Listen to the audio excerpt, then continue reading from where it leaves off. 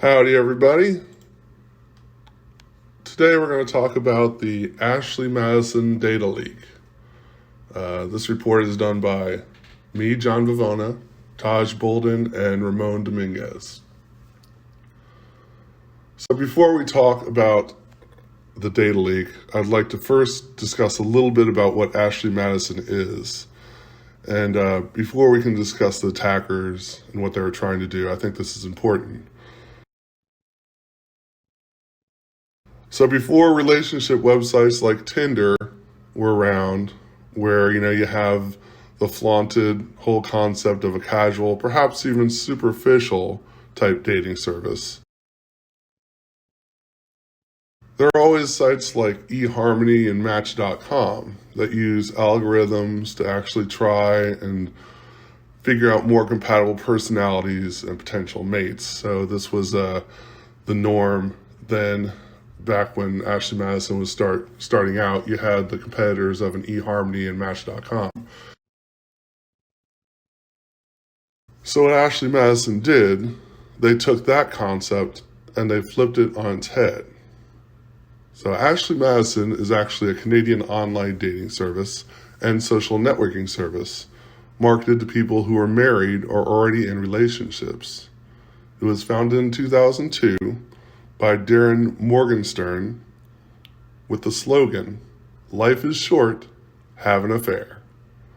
And the name came from two popular female names in North America, Ashley and Madison. It really had no other purpose, except they wanted to figure out two very popular female names.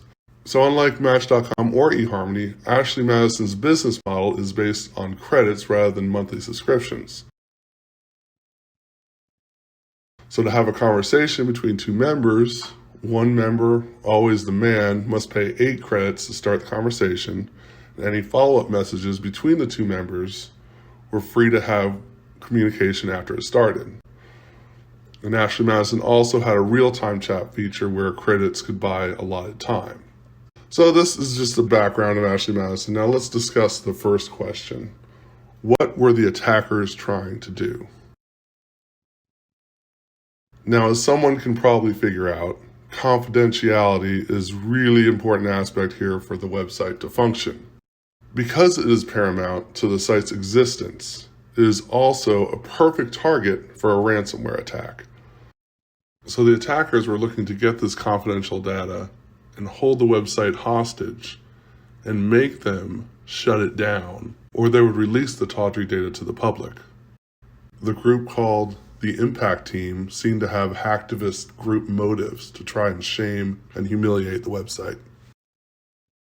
In an email interview with Vice, one of the members of the Impact Team wrote this to the question, "What were your motivations for the hack?" "We were in Avid Life Media a long time to understand and get everything. Finally, we watched Ashley Madison's signups growing and human trafficking on the sites. Everyone's saying 37 million. Blackmail users. We didn't blackmail users. Avid Life Media blackmailed them. But any hacking team could have. We did it to stop the next 60 million. Avid Life Media is like a drug dealer abusing addicts."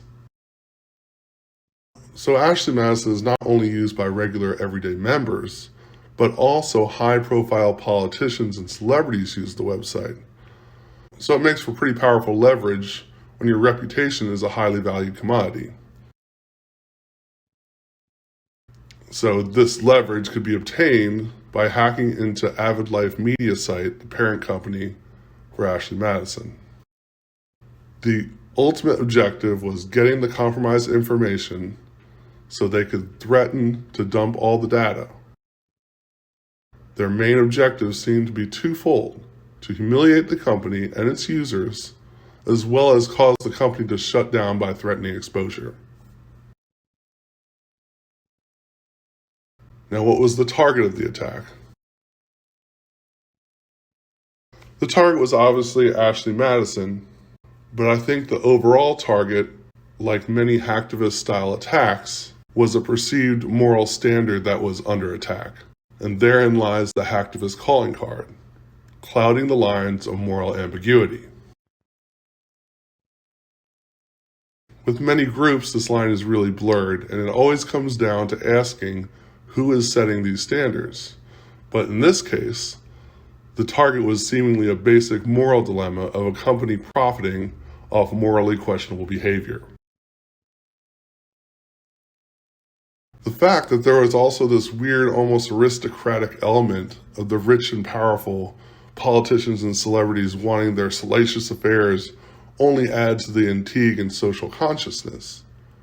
The mission statement and byline is intentionally selling a product of secrecy and decadence. Kind of like a scene from Eyes Wide Shut. So now let's delve a little deeper into what makes a good attack for a hacktivist. As we can see from this chart, the spectrum is pretty vast. The Impact Team was one of the earlier hacktivist groups out there, back in the early 2000s. Now there are countless organizations with pinpoint tactics, bountiful resources, and endless causes. Now, a cause that used to be left to groups like Anonymous or the Impact Team have made way for new advanced hacktivist organizations, some with government backing. GhostSec or Team One Fist,